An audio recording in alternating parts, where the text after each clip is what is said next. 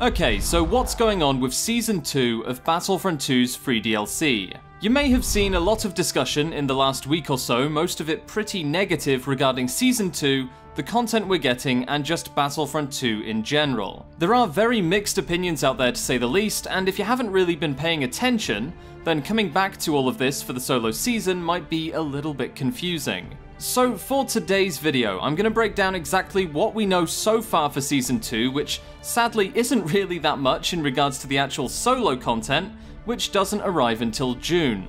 And I'm also going to talk about problems I think still exist with how they communicate with players, structure seasons, and future updates. And of course also how they can solve these problems going forwards and make Battlefront 2 as good as it can possibly be. At the end of the day, we want Battlefront 2 to keep improving, so any criticism we give has to be constructive, which will be the focus of the second half of today's video. But first, let's take a look at the new content arriving in-game this month for Battlefront 2. So Battlefront 2 will be getting two new skins, the Leia Bounty Hunter skin and the Lando Skiff Guard skin. Both of these are of course from Return of the Jedi.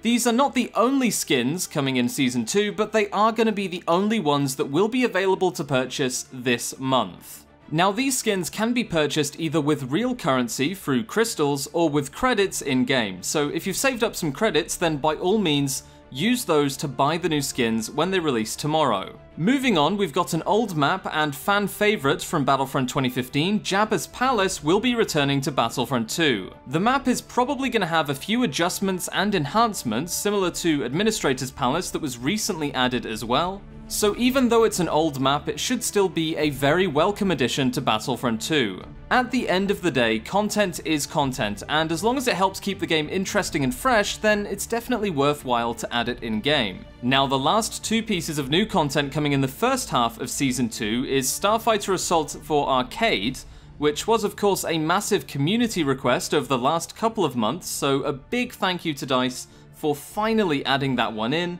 It's something that myself and many others have been asking for because Arcade always felt empty without Starfighter Assault and without a sort of vehicle-only game mode, so it's very good that that has finally made it in-game. And the second piece of content, which is a bit more controversial, and we're going to talk about for a second here, is the 2v2 Heroes vs Villains game mode.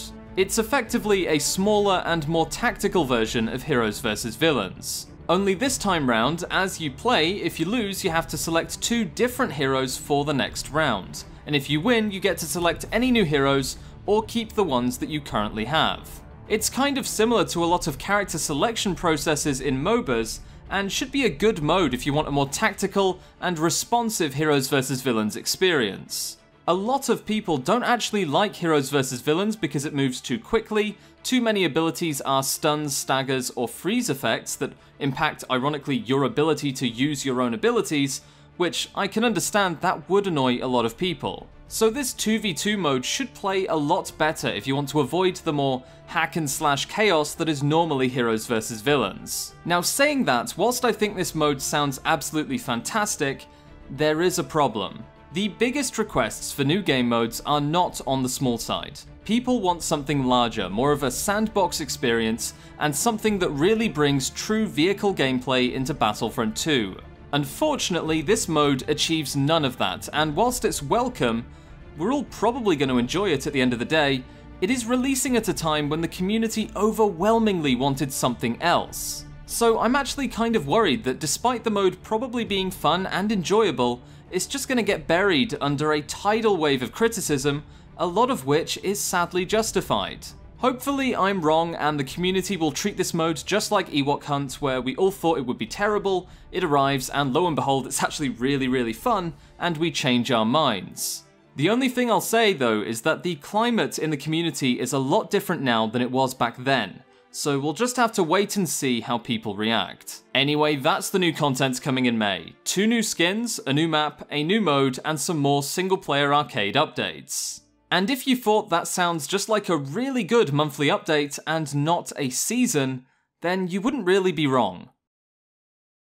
Which brings us to the second half of today's video, where we're going to talk about some of the bigger problems facing Battlefront 2 right now. I'm not going to gloss over anything, and I'm going to get straight to the point. The first half of Season 2 is effectively a monthly update that has been incorporated and branded as part of the solo season. This would have been fine if people weren't expecting the solo content to arrive this month. Instead, they made a big mistake in hyping people up and releasing marketing materials that implied the May content was gonna be solo.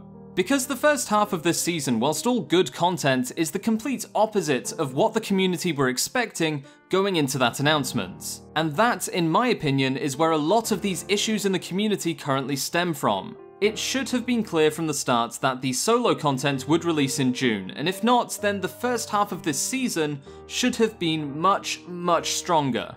As a monthly update, May's content is perfectly fine and would have been well received. But when you incorporate that into a seasonal update, the expectations change. People were expecting so much more, not only just solo content, but new weapons, heroes, a lot more skins, and just in general more content to get their hands on sooner rather than later. So the decision to market solo for May and then split the content into two sections, effectively a monthly update and then the true solo content, was a bad move. In the future, all seasonal content should be revealed in the primary announcement for a season. You can't really hype people up and then hold back when it comes to the announcement. It's definitely not worked this time, and for future season announcements, that's something that's gonna have to change.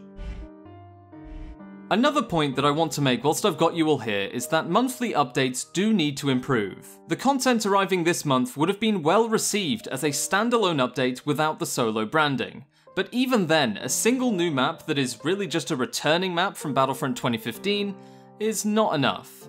Battlefront 2015 had so many maps that people would love to see return. For monthly updates, we should be seeing 2 maps instead of just the 1. There are loads of environments from the Scarif DLC, the Outer Rim DLC, and even Bespin that could still be added in-game. Now, I will admit that I don't really know that much about the processes behind porting maps from the previous game into Battlefront 2. The engine is technically the same, which leads many people to believe it's simply a copy and paste action, but obviously things are much more complicated than that. All I know is that it did work pretty well with Administrator's Palace, and ultimately it has to be easier than building a new map from the ground up, so I'd definitely like to see monthly updates increase the frequency with which new maps or returning maps are being added to Battlefront 2. And finally, the last issue that I still see is with communication. This has always been a problem for Battlefront, back with Battlefront 2015, and now sadly again with Battlefront 2. It's an issue that has definitely negatively impacted this game since it released, and still continues to hold the game back from its full potential. Developers, community managers, and studios need to have the freedom, or as much freedom as possible, to announce future content, details, features, and just generally talk with the community. We've heard a lot of talk recently about opening the floodgates, releasing the dams, and allowing a lot more communication in regards to developers, the future of Battlefront 2, and the community. And whilst things have definitely improved greatly, there are obviously still some lingering issues.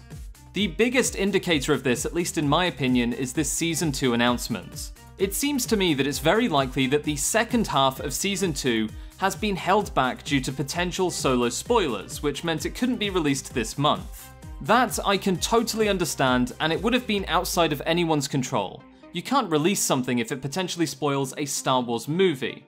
That's completely fair game. The decision not to announce the content, however, that is more indicative of a problem with allowing developers and community managers to communicate everything they think is necessary. The new community manager, Ben, has done an incredible job at helping to bring the community back on board, and just through talking to us has helped immensely with making Battlefront 2 stronger and giving us a better idea of what we're going to get our hands on moving forwards. I'm sure that he would have loved to talk about the solo content coming in June, even if it was just brief with no real details, just giving us a general idea. Nothing specific, but just a vague roadmap that the community would have greatly appreciated.